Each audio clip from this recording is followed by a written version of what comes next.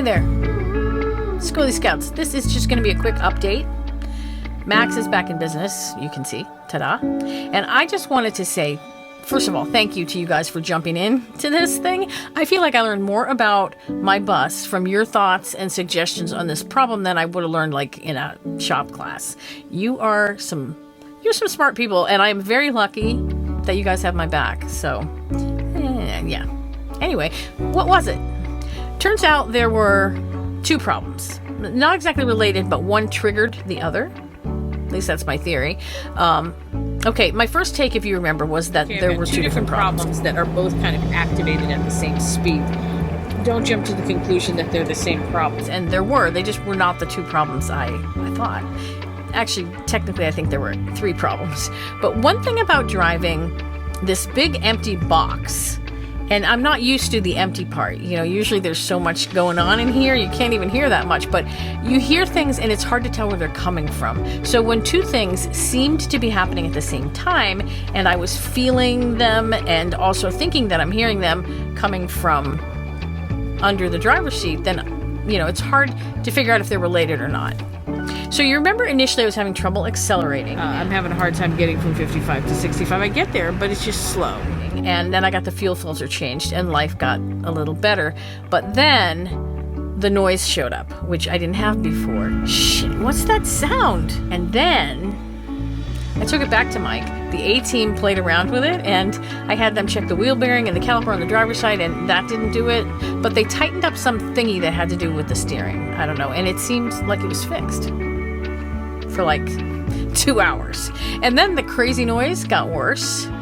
And then I took my little trip to Gardner, and the acceleration issue kind of seemed like it had returned, but it was different. Like before, where there was that surge and drop back, this time it just was like a strain trying to get to highway speed. And at the same time, the shimmy got worse. It got way worse, like scary worse.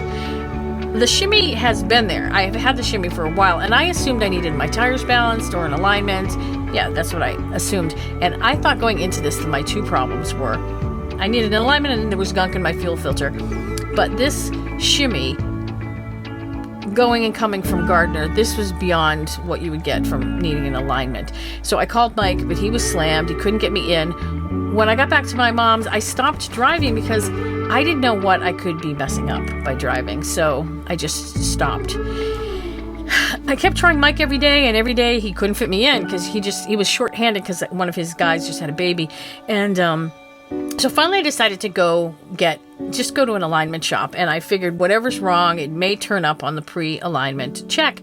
So I drove to the place, but whoa, I hadn't driven for like 5 days, and when I got in, the steering was like, whoa, it just felt crazy loose. It was awful. And then after I was driving for a little bit, there was this kind of scraping sound. So I went to the alignment shop, and they couldn't take me because they only have one truck lift, and yeah, it was busy.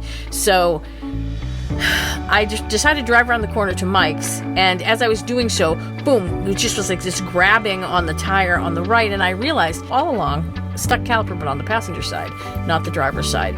But that doesn't explain the shimmy, the crazy loose steering shake. So when I got there, I said to George, the other mechanic, Mike wasn't there, I said, okay, listen, no pressure, just you guys, you know, I'm just going to leave it here till you fix it, which I knew, like, if it's here and it's in the way, it's just going to get fixed quicker, so I left it there.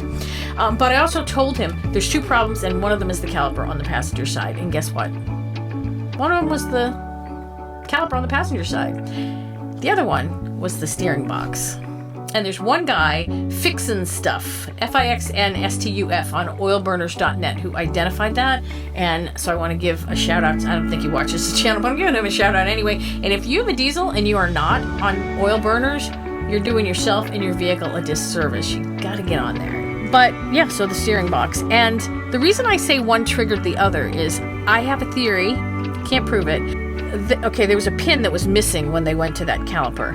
And that pin, I think, was still there, but it was kind of moving in and out. And then at that last moment, when it started scraping all the time, that's because the pin was actually finally just gone.